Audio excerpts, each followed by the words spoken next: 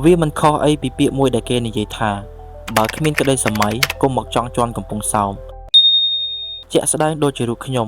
គ្រាន់តែចង់មកអង្គុយញ៉ាំបុកល្ហុងនិងប្រហិតចៀនមើលថ្ងៃលិចជាមួយនឹង CEO Firebank ក៏ត្រូវមានក្តីសម័យជាយូរមកហើយទើបនឹងបានសម្រេចនៅថ្ងៃនេះ Oh my god ខ្ជិលសាមច្រើននៅតែនេះគេហៅតែឆ្នេរអារីស្តុនទេសភាពញាក់សាច់ឥឡូវរៀងស្រឡះជាងមុនអត់មានដាក់កៅអីដាក់តុអីញ៉ៃញ៉ៃទេដល់តែមានភ្ញៀវមកបានអ្នកលក់ក៏ដាក់តុដាក់កៅអីដាក់អង្ហឹងឲ្យ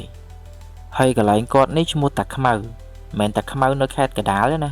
តាខ្មៅនៅកំពង់សោមតិចច្រឡំមក ចាំមើលវាតទៅមុខទៀតវាយ៉ាងម៉េច ខ្ញុំមិនមែនម៉ួយកន្លែងគាត់ទេគ្រាន់តែថាខ្ញុំមកញ៉ាំនេះតាំងខ្ញុំមួយប្រពន្ធមិនតាន់តាក់ទងគ្នា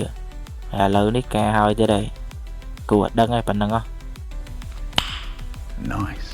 ហើយវីដេអូនេះមិនដឹងធ្វើពីអីទេគ្រាន់តែចង់ប្រាប់ថាជីវិតរៀងសាប